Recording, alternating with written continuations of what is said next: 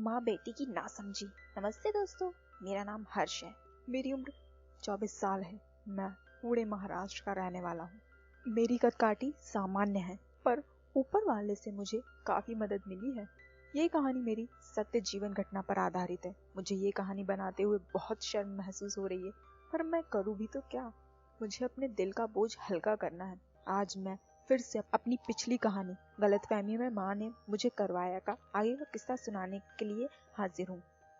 मेरी कहानी के पहले भाग के लिए आप लोगों के मुझे ढेरों ईमेल आए और आप सभी को मेरी कहानी अच्छी लगी। ये जानकर मुझे बहुत अच्छा लगा। इस कहानी का अगला भाग लाने में देर हुई, इसके लिए माफी चाहता हूँ। जैसा कि मैंने कहानी के पिछले अंत में बताया था कि कैसे गलतफहमी की वजह से मैंने अपनी प्यारी माँ के साथ किया था और कैसे सुबह उठकर मैं पकड़ा गया। उसके आगे क्या हुआ ये जानकर आप भी मस्त हो जाओगे। जैसे ही सुबह हुई, मैं अपने बिस्तर में अंगड़ाई लेने लगा और जैसे ही मेरी आँख खुली तो मेरी सामने मेरी माँ खड़ी थी। उनके चेहरे के हाव भाव से साफ लग रहा था कि वो मुझे जी भर के मारना चाहती हैं, लेकिन मैंने अपनी नजरें चुरा ली और मैं नहाने के लिए बाथरूम की तरफ चला गया। लेकिन दोस्तों, जवानी भी क्या चीज है। मैंने जैसे तैसे अपने आप पर काबू पाया और मैं बाथरूम से नहाकर निकल आया। मेरे पिताजी ऑफिस के लिए निकल चुके थे। अब हम दोनों ही घर पर थे। तभी माँ ने मुझे नाश्ते के लिए बुलाया। मैं चुपचाप जाकर खाने की मेज पर जाकर बैठ गया। माँ मेरे सामने वाली कुर्सी पर बैठी हुई थी और मुझे घूरे जा रही थी। कुछ पल बाद माँ ने मुझे धीमी आवाज से पूछा, तुझे कल रात के बारे में याद है कि तूने क्या किया था? मैंने कोई जवाब नहीं दिया। फिर उन्होंने कहा, जो कुछ भी हुआ एक सपना समझकर भूल जाना। मैंने अपनी गर्दन हिलाकर हाँ में जवाब दे दिया, लेकिन क्या करूं, मेरी नीयत फिसल चुकी थी।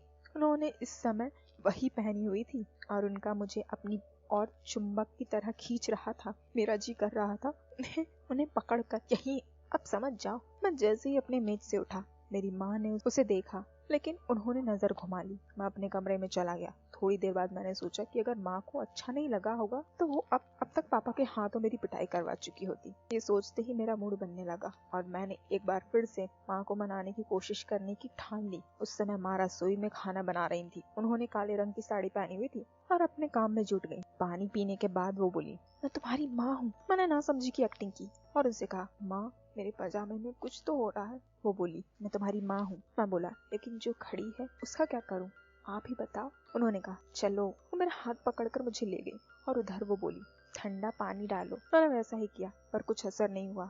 तब तक माँ घूरे जा रही थी। ये बात मैं जान चुका था कि माँ मानने वाली है, तो मैं माँ से बोला, माँ आप ही कुछ करो ना। फिर माँ ने बोली, ये बात किसी को नहीं बताना, भाग इधर से, अब कभी अपनी शक्ल नहीं दिखाना। मैं उनके सामने गिड़गिड़ाते हुए बोला, माँ माफ कर दो, दोबारा ऐसा नहीं करूंगा। मुझे तो पता भी नहीं कि मैं क्या कर रहा हूँ। मेरा नाटक वो भाप नहीं पाई और बड़बड़ाती हुई बाहर निकल गई। कुछ देर बाद उनकी आवाज आई, आजा खाना खा ले। मैं आ गया और हम दोनों ने खाना खाया।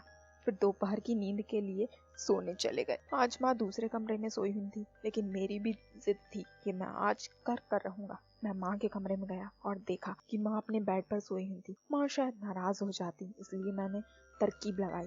मैं माँ के पास जाकर खड़ा हो गया और उन्हें जगाने लगा। नींद से उठकर माँ ने पूछा, अब क्या हुआ? मैं माँ को इशारा करते हुए बोला, मुझे फिर से कुछ हो रहा है। माँ ने मुझे घूरा, लेकिन मैं बोला, माँ इसमें मेरी क्या गलती है? मुझे पता भी नहीं कि मेरे साथ ये क्या हो रहा है और अब आप ही कुछ करो। माँ उनके पूरे लुत्फ उठाना चाहता था। उसी समय वो संभल गई और बोली, ये गलत है, तुम मेरे बेटे हो, हमें दोबारा ये गलती नहीं करनी चाहिए। मैं बोला, माँ इसमें कोई गलत नहीं है, हम पहले भी ये कर चुके हैं। बस फिर क्या था?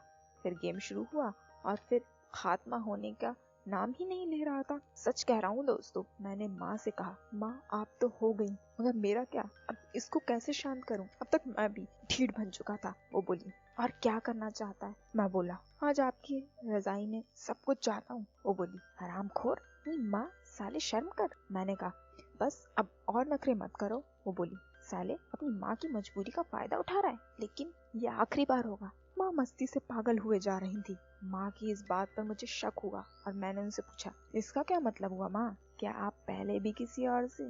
मेरी बात सुनकर माँ एकदम से डर गई और उन्होंने मुझे कमरे से जाने के लिए कह दिया। मैं अभी चुपचाप कमरे से बाहर निकल गया। माँ की बात सुनकर आज मेरे मन में एक सवाल खड़ा हो गया था कि क्या मेरी माँ वास्तव में मेरे बाप के अलावा किसी और से भी? इसका उत्तर कभी ना कभी मैं अपनी माँ से निकलवा ही लूंगा। तो प्रिय पाठकों, वो सवाल और उसका जवाब और आगे का हाल क्या है और कैसे हुआ, इन सब के जवाब मैं आपको अपनी अगली कहानी में बताऊंगा। चलो दोस्तों, तो ये कहानी तो यही खत्म होती है और आगे जानने के लिए आप सभी मेरे इस चैनल पे बने रहें और सभी मेरे वीडियो को शेयर करें। बाय दोस्तों।